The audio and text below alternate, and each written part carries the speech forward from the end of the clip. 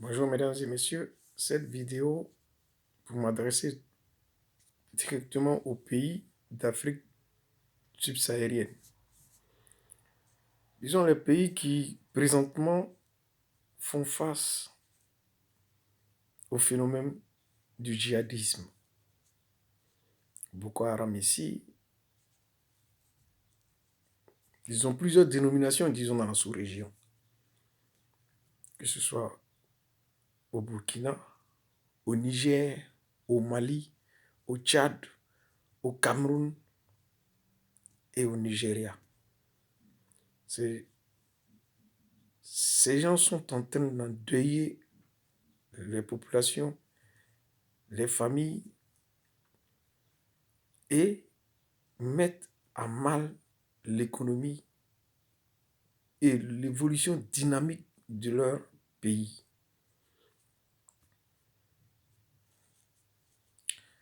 Pour cela, il serait mieux de prendre un exemple bien précis, qui est le Tchad. Un pays qui a lui seul depuis les années 1980, a d'abord fait face à la menace libyenne. Si vous vous rappelez bien, dans les années 1980, 82, 83, il y avait une guerre Tchad-Libye qui après est devenue une guerre entre Hussein Abré et Goukouni Ouédé. Les Tchadiens ont pu faire front, ont pu faire, à travers une union, ont pu réellement bloquer l'avancée de l'armée libyenne. Une armée puissante, à vous le dire. Et dans l'actualité actuelle, dans l'actualité de ce jour, on voit bien que le Tchad vient effectivement de se débarrasser des djihadistes. Avec à sa tête le président de la République lui-même, étant militaire, aujourd'hui président de la République, a revêtu le treillis militaire pour rejoindre le rang de l'armée pour faire ce travail propre. Donc, Maliens, Burkinabés, Nigériens, prenez réellement exemple sur ce pays-là. Comprenez que la France ne pourra rien pour vous. La France n'a pas vocation à régler les problèmes. La France tire profit des conflits. Et puis, nul n'est dupe. Qui sont les marchands d'armes? Qui sont les fabricants d'armes? Avez-vous déjà vu une industrie militaire en faillite, en crise économique? Non. Elle ne fait pas de publicité. Elle fabrique et elle vend. Et évidemment, ce sont les pays occidentaux, les pays puissants qui fabriquent ces armes, qui ont aussi des gens, des peuples qui sont prêts à les acquérir. Parce qu'aujourd'hui, on a des guerres par procuration. Ces conflits se font hors de l'Occident. Il y a des questions géopolitiques. Les Américains qui ont des intérêts, les Français, les Belges, les Italiens. Chacun doit protéger ses intérêts. Donc vous, Africains, comprenez aussi que votre intérêt, c'est de préserver une cohésion sociale au sein de vos sociétés. Et pour ce faire, relevez-vous. Les Maliens, arrêtez vos discours qui n'ont pas de sens. On voit partout des gens qui profitent de ça, sont en train de tirer sur le président de la République. Et lui-même est une marionnette. Il ne sait même pas, il ne sait pas qu'est-ce qu'il faut faire. Il n'a pas d'option. Il n'a pas d'option. Parce que bon, on a l'impression ce monsieur est impuissant. Il est impuissant. Il a les mains liées. Si vous vous rappelez bien, c'était ATT qui voulait mettre fin à ce phénomène, mais pas militairement, parce que lui, dès le début, il avait compris qu'il fallait opter par un dialogue. Ils ont dit non. Les États-Unis y compris. Non, le nord du Mali est en proie au trafic de drogue, de ceci, cela. Ils ont profité, ils ont fait descendre une armée. Quelques semaines après, on a vu la naissance de l'Azawad. L'Azawad, si vous vous rappelez très bien sur les plateaux de télé, TV5, France 24, au nord de l'autodétermination, le Mali, c'est vrai un territoire aussi vaste que ça, 1 200 000 km². C'est pas petit. Et le gouvernement malien n'a pas les moyens de sécuriser tout ce territoire. Sinon, sous ATT, ce pays avait déjà emboîté le pas d'un développement. Pas seulement le Mali, le Niger et le Burkina, tous ces pays étaient devenus autosuffisants sur le plan alimentaire. Il aurait fallu que M. Sarkozy fasse sauter la Libye et tout cet équilibre est allé en éclat, est volé en éclat. Lui, je ne sais pas s'il arrive à dormir, s'il a une conscience, cet ex-président, parce que vraiment, je pense que c'est le diable en personne. Ce monsieur, il a foutu la merde en Afrique. Il a foutu la merde en Afrique en faisant ça. Pour ses intérêts personnels, il a mis à mal la vie de millions de personnes. Toute une génération qui aujourd'hui est en train de souffrir. De par sa faute. Oui, monsieur Sarkozy.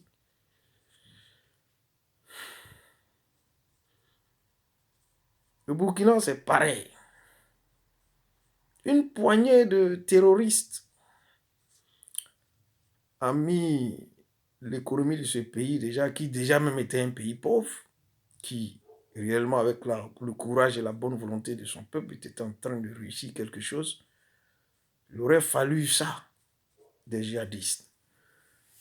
Jusqu'à présent, le Burkina n'arrive pas. Aucun d'eux, ni le Mali, ni le Burkina, ni le Niger. Il aurait fallu seulement voir l'action tchadienne. Et sur ça, il n'y a pas de publicité, personne n'en parle. Personne n'en parle, aucune chaîne, même les chaînes africaines n'en parlent pas. On ne va pas accuser TV5, Monde, BBC, non, ils n'ont pas d'intérêt. Ils n'ont aucun intérêt à le faire.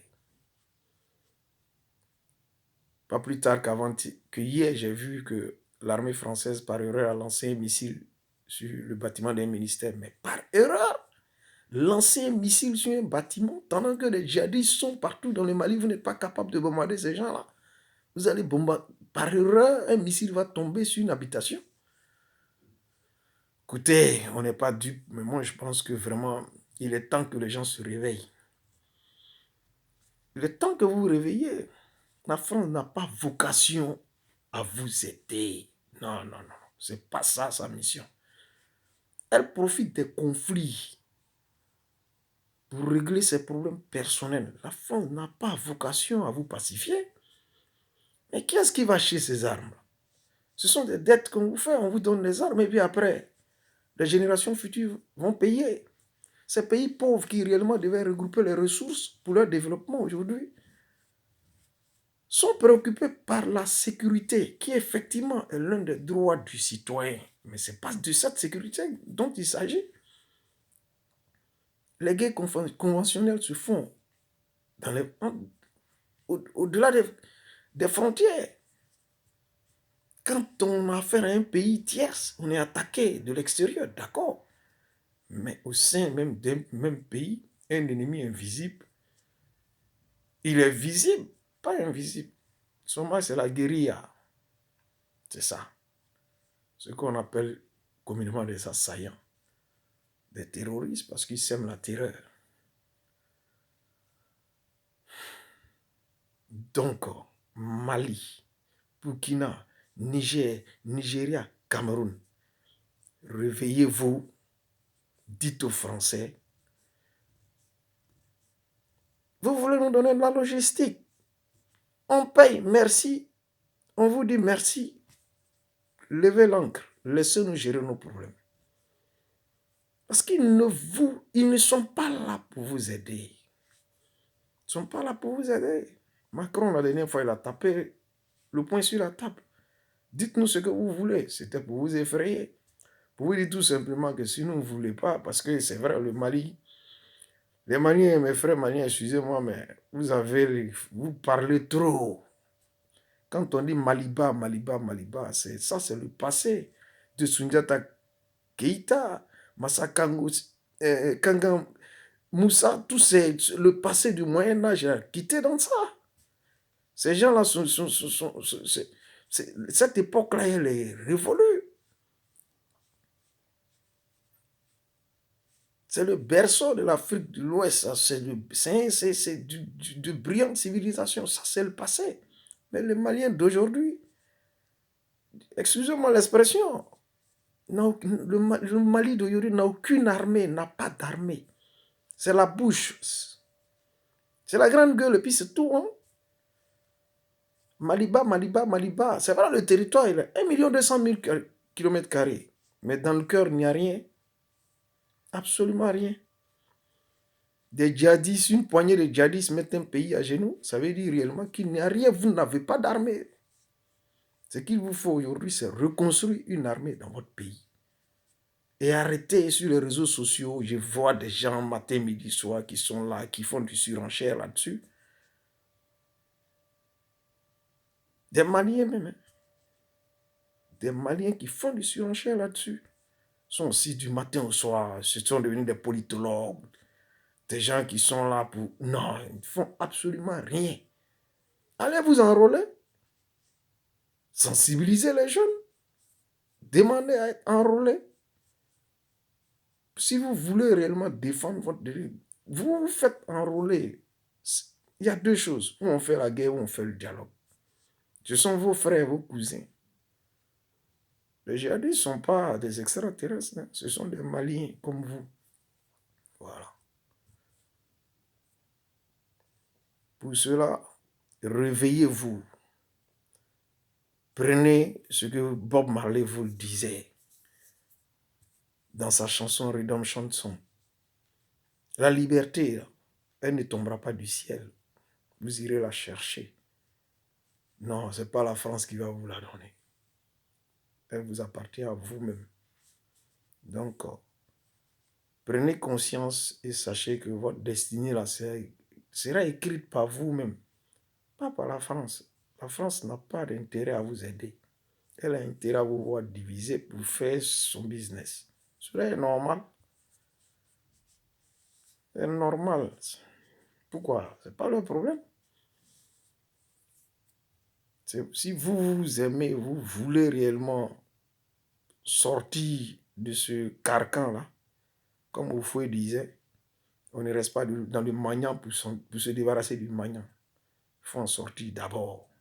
Donc, si la France ne veut pas vous lui dire merci pour tout ce que vous avez fait, on paye vos armes, on vous dit merci. Gérez vos problèmes vous-même. Vous passez par le dialogue. C'est la meilleure des solutions. Une action militaire, si vous voulez la mener, il faut être sûr de la gagner. Ça aussi, c'est une vérité. Hein.